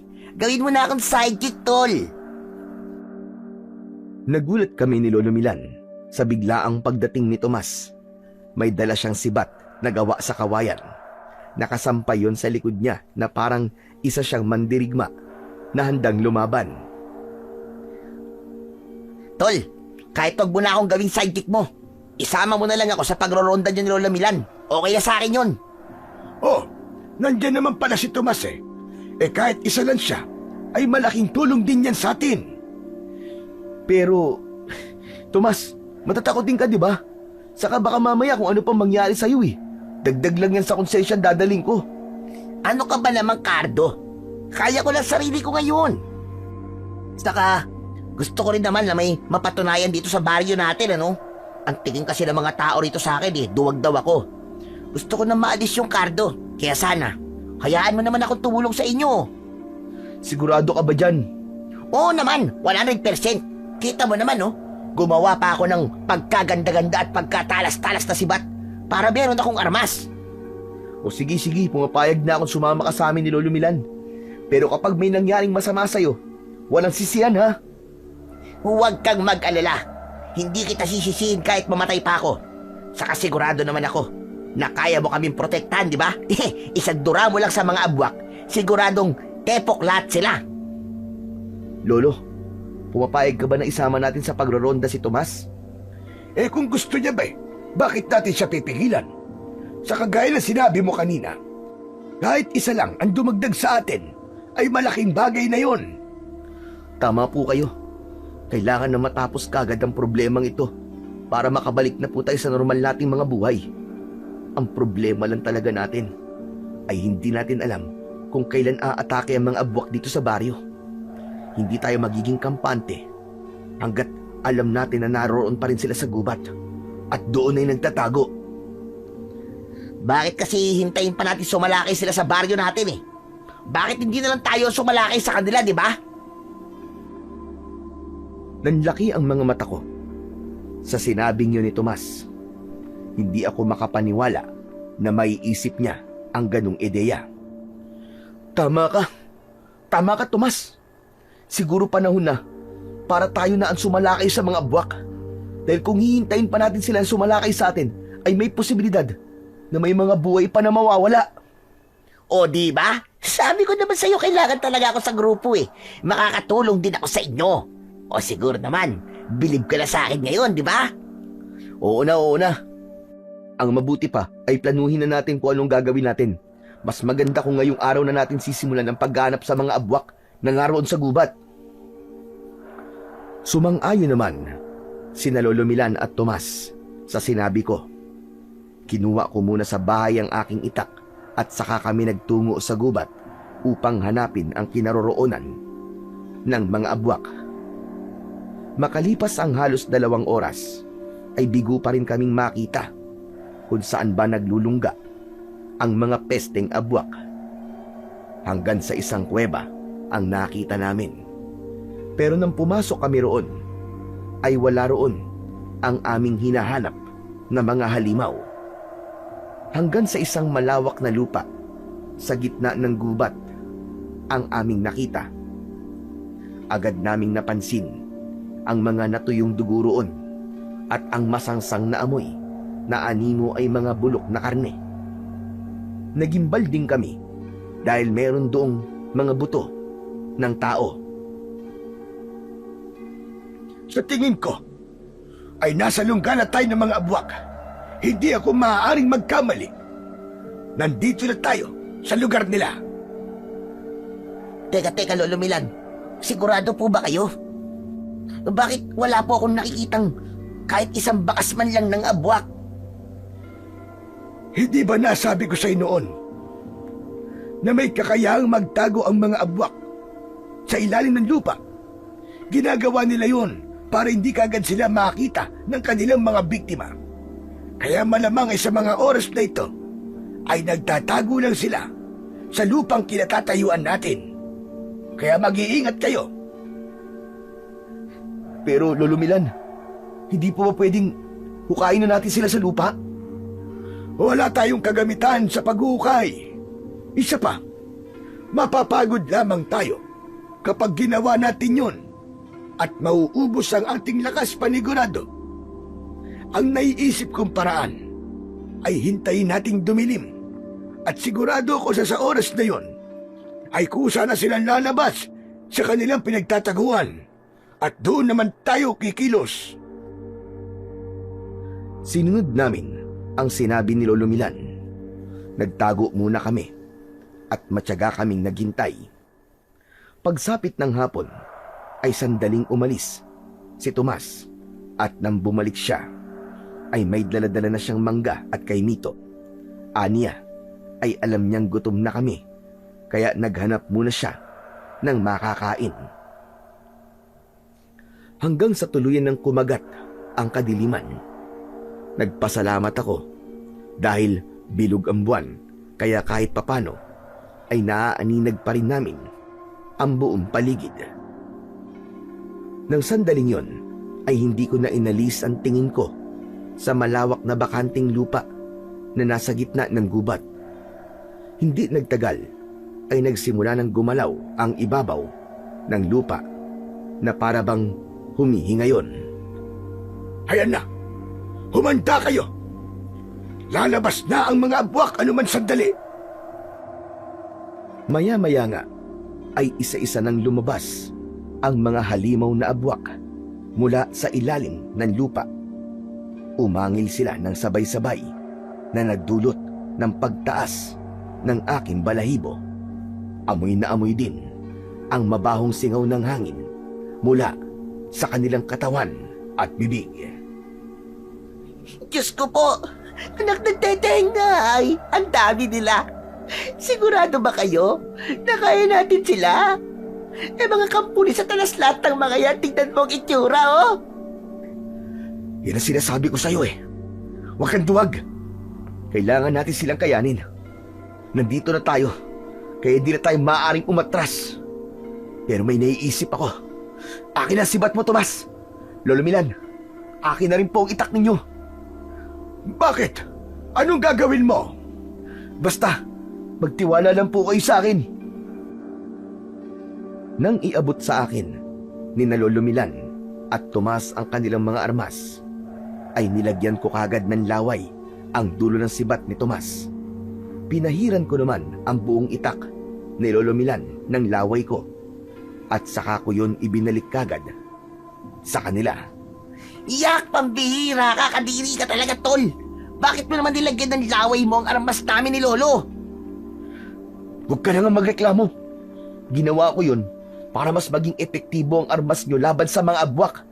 Ibig sabihin, basta masugatan nyo lang sila, ay malaki ang posibilidad na mamamatay na agad sila dahil sa kamandag ng laway ko. Hindi na kami nagsayang ng oras at lumabas na kaming tatlo sa aming pinagtataguan. Nagulat pa nga ang mga abwak nang makita nila kami doon. Ako ang unang umatake. Tinaga ko sa balikat ang isang abwak. Dinuraan ko ang aking palad at inihilamos ko yun sa muka ng abwak. Nangisay ang abwak at bumula ang bibig niya hanggang sa bumagsak siya sa lupa. Doon na magkakasabay na umatake ang mga abwak sa amin. Ako ang nasa unahan, kaya ako ang unang sinugod ng aming mga kalaban. Bawat abwak na magtatangkang lumapit sa akin ay dinuduraan ko at sinisiguro ko na tatama ang laway ko sa bibig nila. Dahil sa nagsanay ako sa pag-asinta, ay walang sumablay sa bawat laway na aking pinapakawalan.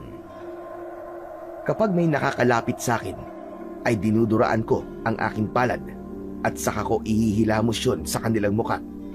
May mga pagkakataon din na ginagamit ko ang aking itak upang umatake at dumepensa.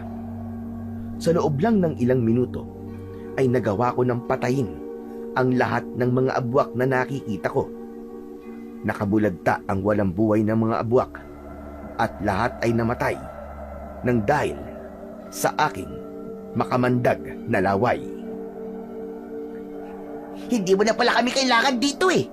Tignan mo naman, oh. Pinatay mo na lahat ng abwak nang ikaw lang. Hindi ka man lang nagtira sa amin. Hindi mo kami binigyan ni Lolo Milan ng pagkakataon na gamitin ang mga armas namin, tol. Pasensya na kayo. Masyado kasi ako nadala sa pangyayari. Hayaan mo na, Tomas. Ang importante naman ay napatay na ni Cardo ang lahat ng agwak sa gubat na ito. Ligtas na ang ating baryo. Isa pa, dahil sa ipinakita mo, Cardo, napatunayan natin na napakalakas pala talaga ng kamandag na meron ka. Kahit nga po ako, Lolo Milan, ay hindi rin po makapaniwala na ganun ko sila kabilis lang mauubos. Akala ko po talaga ay magiging madugo ang laban na to at talagang mahihirapan tayo. Pero tapos na. Magpasalamat na lang tayo at hindi na kailangan dumanak ng dugo ngayong gabi. Ang mabuti pa ay umuwi na tayo. Masyado nang mahaba ang gabing ito. At gusto ko rin palang sabihin sa iyo, Cardo, na napakahusay mo. Bilib na bilib ako sa iyo. Sigurado ako na sa sandaling may mga aswang na muling umatake sa baryo natin. Kung may aatake pa ba? Ay hindi na namin kailangan matakot. Dahil nandiyan ka, paniguradong magtataas ang kagad ng balahibo ng mga aswang. Marinig pa lamang ang pangalan mo, na si Cardo, ang lalaking may kamandag ng ahas.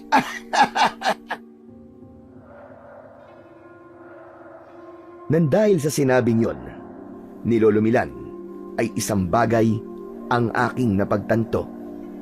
Nalaman ko ang dahilan kung bakit ako biniyayaan ng ganong kakayahan ng mahiwagang puting ahas. At yon ay upang protektahan ang aming baryo sa maaaring paparating na dilubyo at gulo gawa ng mga kampon ng kadiliman. Hindi ko na rin nalaman pa kung ano o sino ang puting ahas na nagbigay sa akin ng kamandag. Pero nang dahil sa mga nangyari, natutunan ko na walang magandang naidudulot ang paghihiganti. Madalas ay magdudulot lamang ito ng mas malaking problema. Mas maganda pa rin na ipagpasa Diyos na lang natin ang lahat ng hindi magagandang bagay na nangyayari sa ating buhay. At simula noon, nangako ako sa akin sarili na gagawin ko talaga ang lahat upang panatilihin ang kapayapaan at katahimikan sa aming lugar. At gagamitin ko ang aking kakaibang kakayahan sa kabutihan at pagtatanggol sa lubos na nangangailangan.